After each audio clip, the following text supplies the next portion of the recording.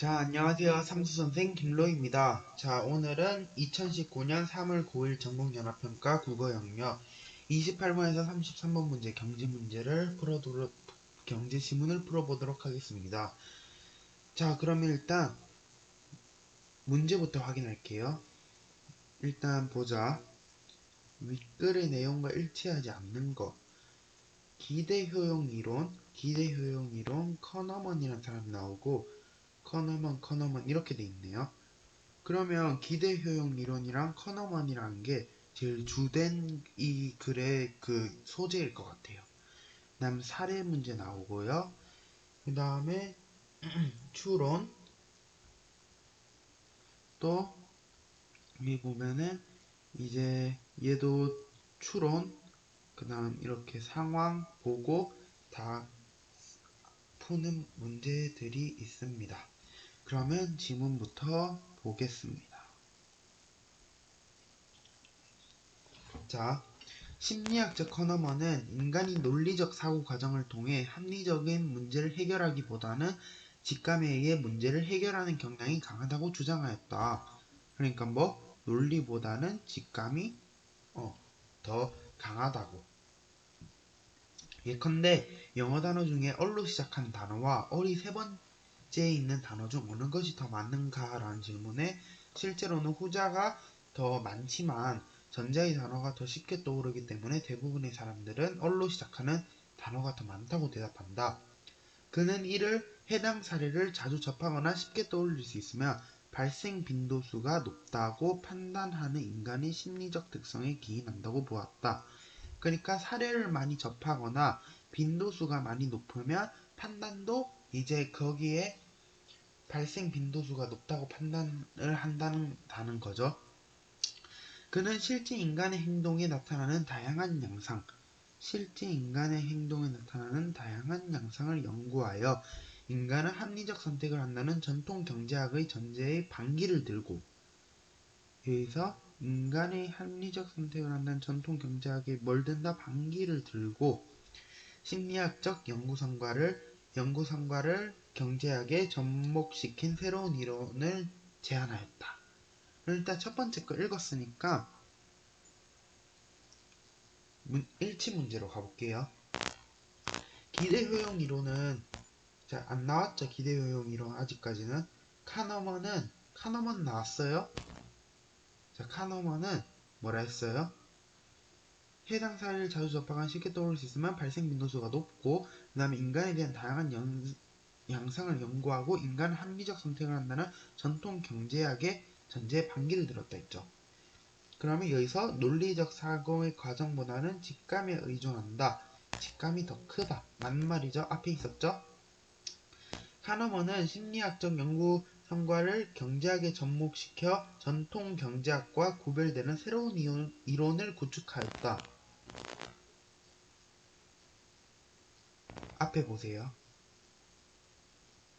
경제학에 접목시킨 새로운 이론을 제안하였다. 맞죠? 그래서 얘도 O. 카너먼은 인간이 합리적 선택을 한다는 전통 경제학의 전제를 실제 인간의 행동 근거로 반박하였다. 여기 보면 실제 인간의 행동한 다양한 양상을 연구해서 반기를 들었다 했으니까 이것도 맞는 말입니다. 자, 그러면 다시 앞에 가서 두 번째 지문을 읽기 전에 이 기억에 대한 문제도 하나가 있었는데, 기억에 해당하는 사례. 그러면 아까 뭐라 했어요? 여기에서 아까 기억에서 해당 사례를 자주 접하거나 쉽게 떠올릴 수 있으면 발생 빈도수가 높다고 판단하는 인간의 심리적 특성을 기인한다는 것. 그거에 대해 말했잖아요. 그러면은 어떤 구체적 사례에 대해서 우리가 접하고 나서 그게 우리의 판단까지 오는 거예요. 자, 그럼 첫 번째, 신은 존재하는가? 그렇다. 신이 없으면 증명한 사람이, 이건 판단밖에 없잖아요. 앞에 사례가 없어요. 그래서 틀렸고, 1에서 10까지의 합과 11에서 15까지의 합 중 더 큰 것은 전자이다. 왜냐하면 전자가 후자보다, 이것도 단지 판단만 있고 구체적 사례가 없어요. 그래서 틀렸고, 교통사고로 인한 사망률과 당뇨로 인한 사망률 중 어떤 사망률이 더 높은가? 전자이다. 왜냐하면 전자는 후자보다 매체를 통해 자주 보여주기 때문이다. 이거죠. 왜냐하면 매체를 통해 자기가 많이 본 사례에 의해서 자기가 이렇게 판단까지 할 수 있다는 거잖아요. 그래서 답은 3번이 되는 거예요. 이게 아까 말한 사례를 자주 접해서 쉽게 떠올렸죠. 사례를 접해서 매체를 통해서. 그 다음에 인간은 발생 빈도수가 높다고 판단한 겁니다. 그럼 다음, 지방이 10% 함유된 우유와 지방이 90% 제거된 우유. 느껴지기 때문이다. 근데 사례가 없잖아요. 느껴진다. 그리고 판단도 느껴진다. 판단은 나쁘지 않은데 사례가 없어서 안 돼. 이것도 힘이 들면 느껴진다. 안 되죠.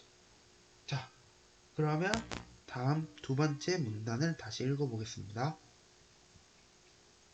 전통 경제학에서는 인간을 합리적 선택을 하는 존재로 가정하고 시장에서 재화의 용역인 생산, 분배, 소비 활동을 연구한다. 전통 경제학의 대표적인 이론인 기대 효용 이론에 따르면 인간은 대안이 여러 개일 때 각 대안의 효용을 계산하여 자신의 최대 이득을 주는 대안을 선택한다.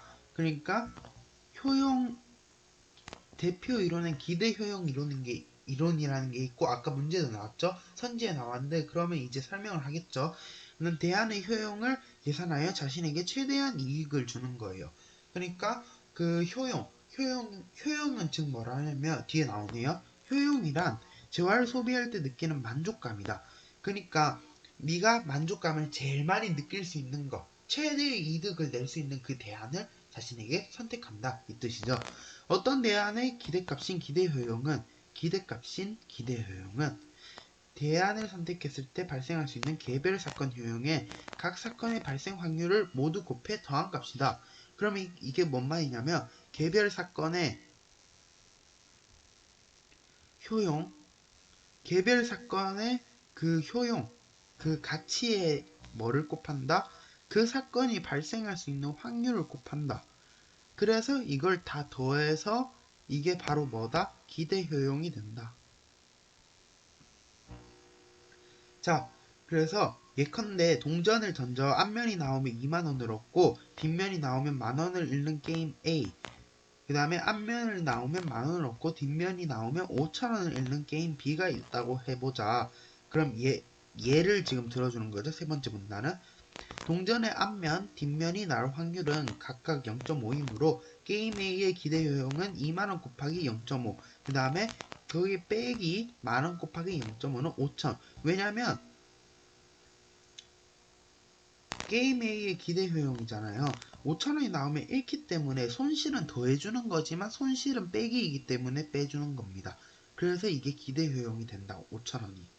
자, 그 다음 그 다음에는 그리고 게임 B의 기대 효용은 만원 곱하기 0.5에 빼기 5천원 곱하기 0.5로 해서 2,500원이다. 그래서 기대 효용 이론에 따라서 합리적 판단을 하자면 아까 뭐라 했어요? 게임 A는 5,000원이고 게임 B의 기대 효용은 2,500원이라 했잖아요. 그러면 뭐가 더 높아요? A가 더 높죠. 그럼 합리적 판단을 하면 게임 A를 선택해야 하지만 실제 상황에선 대다수는 게임 B를 선택한다. 근데 게임 B를 선택한다는 거예요. 그래서 카너먼은 이러한 선택의 문제를 해결하기 위해서 전망 이론을 제시하였다. 일단 여기까지가 두 번째 문단이었으니까 문제로 가보겠습니다. 기대 효용 이론은 자신의 현재적 상황을 증거하여 나타나는 선택적 이론의 다양한 양상을 분석하였다. 틀렸죠? 왜 틀렸어요? 기대 효용 이론이 아니죠. 앞에 보면 여기 보면 어디지? 하여튼 여기 실제 인간의 행동에 대해 다양한 양상을 연구하여 인간의 합리적 선택을 한다는, 그러니까 다양한 양상을 연구해서 한 사람은 카너먼이죠. 그리고 이걸 사용해서 전통 경제학의 반기를 들었다 했죠. 그래서 틀린 이유는 얘는 카너먼의 이론이기 때문이에요. 그리고 기대 효용 이론이 보면은 전통 여기 보면은 전통 경제학의 대표 이론이 기대효용 이론이기 때문에 틀렸다고 볼 수 있습니다. 그다음 기대효용 이론에 따르면 인간은 여러 대안이 있을 때 자신에게 가장 큰 대안을 선택한다. 앞에 있었죠? 오. 그래서 정답은 1번이 됩니다. 자, 그러면 앞에 딱히 번호 같은 게 없기 때문에 문제는 안 나올 거고, 이 전망이론에 A라고 되어 있기 때문에 문제가 나올 수 있겠네요. 그럼 이 문단을 읽어보고 그 다음 문제 풀어보도록 하겠습니다. 전망이론은 이득보다 손실에 더 민감하게 반응하는 인간의 심리가 선택 행동을 미치게 하는 영향에 설명하는 이론이래요. 그러니까 손실에 대해서 더 민감하대. 여기서 전망은 이득과 손실에 대해 사람들이 느끼게 하는 심리 상태를 의미한다. 전망은 대안을 선택했을 때 발생할 수 있는 개별 성과의 가치에 각각의 결정 가중치를 곱해서 모두 더한 값이래. 그러면 결정 가중치가 뭔지에 나와있죠. 어떤 성과에 대해 사람들이 주관적으로 느끼는 발생 확률. 그러니까 주관적인 확률을 개별 성과의 가치에 곱한 거. 곱해서 이것도 뭐? 다 더한 거. 더한 게 뭐라고? 전망.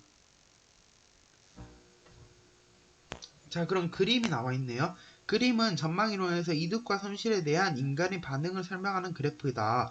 여기서 X축은 성과를, Y축은 성과에 대해 사람들이 부여하는 가치 V를 나타낸다. 자, 가치 V, 그 다음에 X축은 성과를.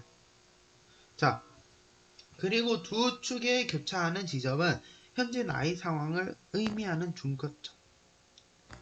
이를 기준으로 오른쪽 이득 영역이고 왼쪽은 여기가 이득 영역, 여기가 손실 영역. 이 그래프에서 이득 영역은 VA와 손실 영역은 VA의 절대값을 비교하면 절대값 누가 켜요? VA-A가 더 크죠.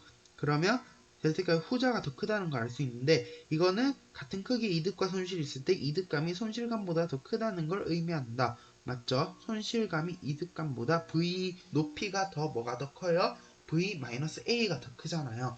그래서 이 그래프에 따라 앞서 예를 든 게임 A와 B 중에서 사람들이 후자를 더 많이 선택하는 이유를 분석하자면 2만원을 얻었을 때 이득감이 만원을 얻었을 때보다 이득감이 크지만 당연하지 이득감이 아까 뭐라 했어요? A가 B보다 크다 했죠.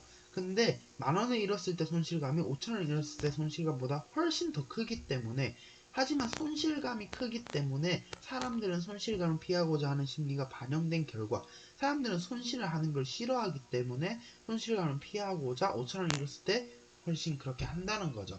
손실감 그걸 B를 선택한다는 거죠. 자, 그럼 위까지 읽었을 때 아까 A가 뭐였죠? A가 전망이론에 대한 문제를 한번 풀어볼 수 있습니다. A의 바탕으로 보기에 밑줄 친 부분을 이유로 추론으로 한 걸 적절한 것.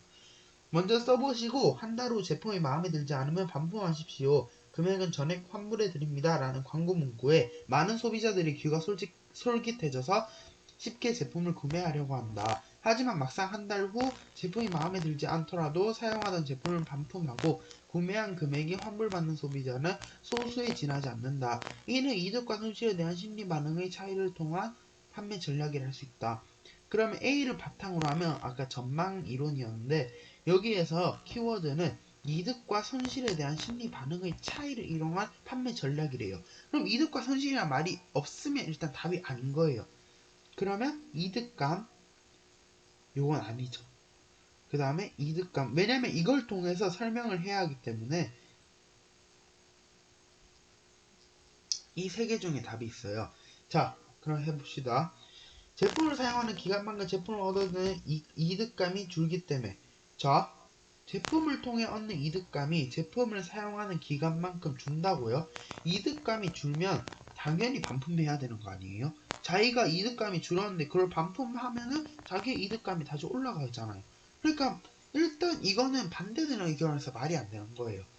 제품을 반품했을 때 이득감이 제품 그대로 사용했을 때의 이득감보다 더 크기 때문에 제품을 반품했을 때 반품할 때 이득감이 제품을 그대로 사용할 때의 이득감보다 더 크기 때문에 제품을 그대로 사용할 때의 이득감은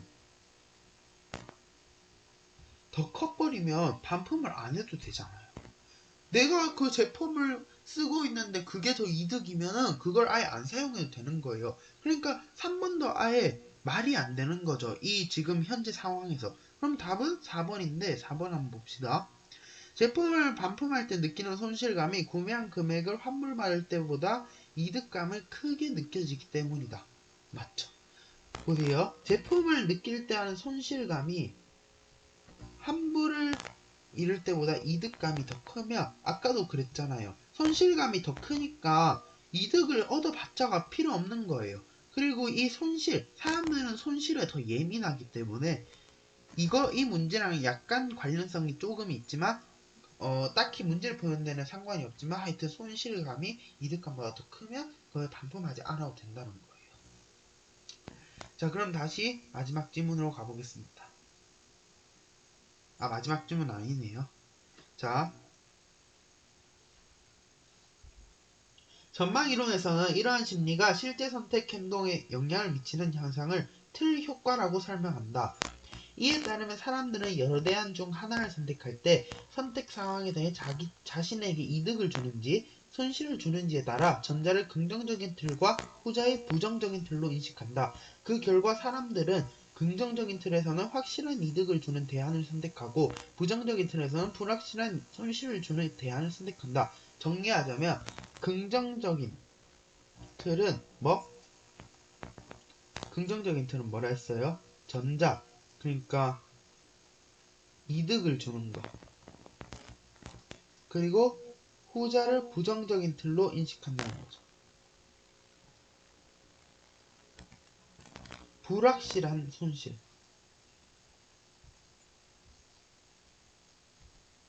얘는 확실한 이득.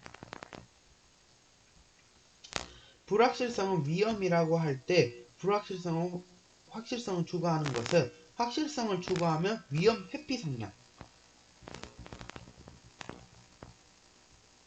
확실성을 추구하면 위험을 회피하잖아요. 확실하니까. 그냥 불확실성을 추구하는 것은 위험 추구 성향. 이렇게 나올 수 있겠죠. 자, 부정적인 틀에서는 추구 성향을 보일 수 있다 한다. 다음의 선택 상황에서 이와 같은 틀의 효과를 확인할 수 있다. 상황 1. 100만원이 있으며 A안과 B안 중에 택 1. 자, 이거 두 개 중에 하나가 택이라는 거예요. 100만원이 있어요, 당신에게. 0.5 확률로 100만원을 받거나 아무것도 받지 못한다. 그러니까 100만원을 받거나 아무것도 받지 못하는데 확률은 2분의 1. 이거고 1의 확률로 50만원을 받는다. 이거죠. 50만원을 그냥 그러면 보자면 이게 확실한 거고 이게 불확실한 거겠죠. 상황 2에요. 100만원이 있는데 C안과 D안이 있고 0.5의 확률로 100만원을 잃거나 아무것도 잃지 않는다. 그 다음에 1의 확률로 50만원을 잃는다. 이것도 똑같이 불확실과 확실이에요. 근데 요거와 요거의 차이점을 묻자면 요거는 손실이에요. 잃는 거. 그 다음 요거는 뭐예요? 이득이죠. 자, 그럼 문제를 풀어봅시다. 그리고 아까 그 그림에 대한 설명. 아까 그림을 보자면 일단 이득 영역에서는 성과가 동일한 크기로 증가할 때마다 성과에 대해 부여하는 가치가 땡땡하는 폭이 땡땡한다죠. 한번 봅시다. 부과하는 가치 크기예요. 이득 영역은 증가할 때마다. 그럼 그래프를 보고 해석하면 돼요. 자, 성과가 커질수록 어떻게 되죠? 그래프는 성과가 커질 때마다 증가하는 폭은 점점 감소해요. 그리고 가치는 계속 오르고 있죠. Y축은 계속 올라가고 있는데 증가하는 폭이 감소하는 거예요. 이게 이 Y 높이는 가치는 커지지만 증가하는 폭은 작아지고 있어요. 이건 헷갈리면 안 돼요. 증가하는 폭은 작아지고 있는 거예요. 보세요. 이렇게 있을 때 여기에서 똑같이 움직여도 증가하는 폭이 점점 줄고 있죠. 이런 식으로. 같은 높이에서도. 이런 식으로 계속 줄고 있다는 거예요. 그러면 어떻게 돼야 돼요? 증가하는 폭이 작아진다 해서 1번. 자, 상황 1과 상황 2에 대한 설명으로 적절하지 않은 거. 자, 상황 1과 이거는 앞뒤로 넘기기 힘드니까 그냥 바로 말로 설명하겠습니다. 자, B안의 50만원과 D안의 50만원에 대해 사람들이 부여하는 가치는 다르다. B안이 아까 뭐였죠? 그냥 넘기면서 할게요. B안은 확실하게 받는 대신 이득이에요. 그럼 뭐야? 사람들이 부여하는 가치가 다르대요. B안은 확실한 거. D안도 뭐였어요? 확실한 거였죠. 확실하게 잃고 확실하게 얻는 거.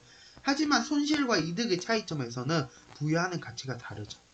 A안을 선택한 사람들은 위험 회피 성향이다. A안 한번 볼까요? A안은 100만원을 받거나 아무것도 2분의 1 확률로 하는 거죠. 근데 뭐라고요? 위험 회피 성향이 아니라 투구 성향이죠. 왜냐면 위험을 무릅쓰고라도 2분의 1 도박으로 간다는 거잖아요. 어쨌든. 그래서 이게 2번이 되는 거예요. 알겠죠? 다시 설명해 드릴게요.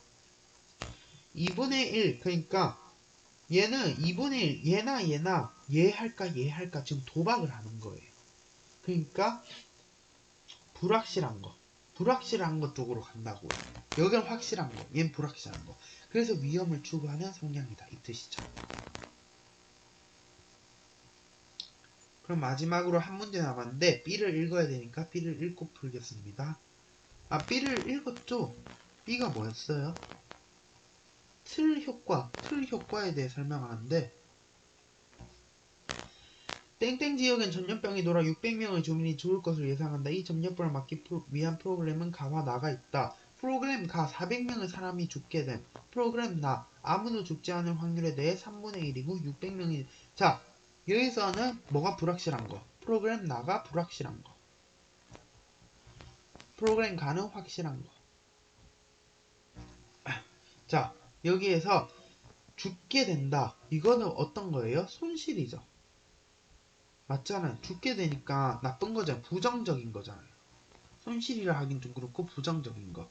그러면 어떤 거예요? 부정적인 건 이거 두 개밖에 없네. 그리고 부정적인 거면 사람들은 손실일 때 어떤 걸 많이 선택한다 했어요? 위험 추구를 한다 했잖아요. 위 지문에서. 다시 보자면 여기에서 끝까지 읽어볼게요. 한번. 사람들은 긍정적인 틀로 인식하여 부정적인 상황 A안보다 이득이 확실한 B안을 선택한다. 이득이 확실한 B.